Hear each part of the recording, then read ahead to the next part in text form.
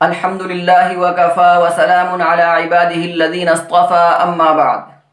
चाँद जैसे ही नज़र आता है, जिसको शव्वाल का चाँद कहिए या ईद का चाँद कहिए, तो वहाँ हमारे सामने नमाज का मसला दरपेश होता है। अब लोग मालूम करते हैं ईद की नमाज का तरीक़ा, तो उसमें सबसे अव्वल तो नियत है, और नियत दिल के इरादे का नाम है। इंसान इतना दिल में सोच ले, मैं ईद की 2 रकात नमाज अदा कर रहा हूँ 6 ज़ायद तकबीरों के और इमाम के पीछे, तो उसका ये सोच लेना काफ़ी होगा, उसकी ये नियत मोतबर होगी और उसकी नमाज हो जाएगी। लेकिन कोई ज़बान से अदा करना चाह रहा है तो वो इस तरह अदा कर ले, मैं ईद उल फित्र की 2 रकात नमाज वाजिब 6 ज़ायद तकबीरों के पीछे इमाम के वास्ते अल्लाह के रुख मेरा काबे शरीफ की तरफ अल्लाहु अकबर। अब ये अल्लाहु अकबर ये तकबीर तहरीमा है।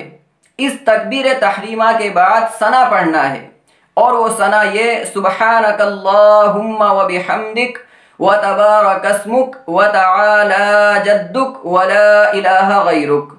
अब सना पढ़ लेने के बाद जो 6 ज़ायद तकबीरें हैं, उनमें से 3 ज़ायद तकबीरें पहली रकात में कही जाएंगी और 3 ज़ायद तकबीरें दूसरी रकात में कही जाएंगी। तो सना पढ़ लेने के बाद इमाम साहब कहेंगे अल्लाहु अकबर, हाथों को कानों तक ले जाना है और छोड़ देना है। दूसरी तकबीर अल्लाहु अकबर, हाथों को कानों तक ले जाना है, छोड़ देना है। और तीसरी तकबीर अल्लाहु अकबर, हाथों को कानों तक ले जाना है और बांध लेना है। अब उसके बाद इमाम साहब सूरतुल फातिहा पढ़ेंगे और सूरत पढ़ेंगे। उसके बाद रुकू होगा। रुकू में जब जाएंगे तो सुबहान रब्बियल अज़ीम, सुबहान रब्बियल अज़ीम, सुबहान रब्बियल अज़ीम ये तस्बीह पढ़ी जाएगी। उसके बाद रुकू से उठना है, फिर रुकू से उठने के बाद सजदे में जाना है, 2 सजदे अदा करना है। सजदे की जो तस्बीह है वो सुबहान रब्बियल आला, सुबहान रब्बियल आला, सुबहान रब्बियल आला। अब ये 2 सजदे के बाद हमारी 1 रकात मुकम्मल हो गई। अब इमाम साहब दूसरी रकात के लिए खड़े होंगे। दूसरी रकात में खड़े होने के बाद सबसे अव्वल सूरतुल फातिहा पढ़ेंगे, फिर उसके साथ में सूरत मिलाएंगे। अब रुकू में जाने से पहले 3 ज़ायद तकबीरें कही जाएंगी। पहली तकबीर अल्लाहु अकबर, हाथों को कानों तक ले जाएंगे, छोड़ देंगे। दूसरी तकबीर अल्लाहु अकबर, हाथों को कानों तक ले जाएंगे, छोड़ देंगे।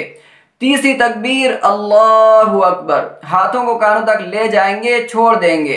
अब चौथी तकबीर में हाथों को कानों तक ले जाए बगैर अल्लाहु अकबर कहते ही डायरेक्ट रुकू में जाना है, हाथों को कानों तक नहीं उठाना है, और ये रुकू की तकबीर कहलाएगी। ये तकबीर इंतकाली कहलाती है।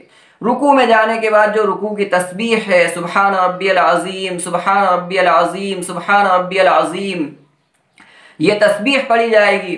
फिर उसके बाद रुकू से उठा जाएगा और फिर दोनों सजदे किए जाएंगे। सजदे की जो तस्बीह है वो सुबहान रब्बियल आला, सुबहान रब्बियल आला, सुबहान रब्बियल आला।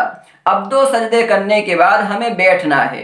तो अब हमें तशहुद पढ़ना है, दुरूद शरीफ पढ़ना है, और दुरूद शरीफ के बाद जो मासूरा और मनकूला दुआएं हैं उन दुआओं को पढ़ना है। उसमें अल्लाहुम्मा इन्नी ज़लमतु नफ्सी ज़ुल्मन कसीरन वला यग़फिरुज़्ज़ुनूब इल्ला अंत फ़ग़फ़िरली मग़फ़िरतम मिन इंदिका वरहमनी इन्नका अंतल गफ़ूरुर रहीम। या इसी तरह रब्बना आतिना फ़िद दुनिया हसनह व फ़िल आखिरति हसनतम व क़िना अज़ाबन नार। या और जो दुआएं हदीस के अंदर जिनका जिक्र है वो दुआएं इंसान पढ़े। अब उसके बाद इमाम साहब सलाम फेर लेंगे।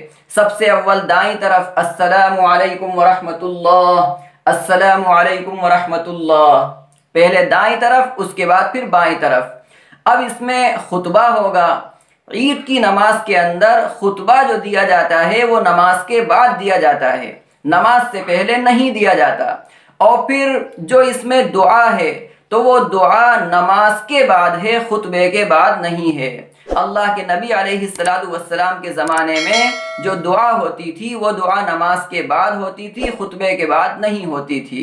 तो ये हमारी ईद की नमाज अल्हम्दुलिल्लाह इस तरह मुकम्मल होगी। ना, और नमाज के बाद हम दुआ करें अपने लिए, अपने वतन के लिए, तमाम लोगों के लिए, मुसलमानों के लिए, पूरे आलम के लिए, कि ये जो मरज़ चल रहा है, जो वबा फैली हुई है, अल्लाह इस वबा को ख़त्म फरमाए, इस मरज़ को अल्लाह दूर फरमाए।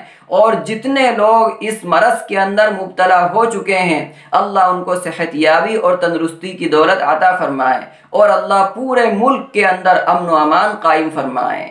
वमा अलैना इल्लल बलाग। अस्सलामु अलैकुम व रहमतुल्लाह व बरकातुहू।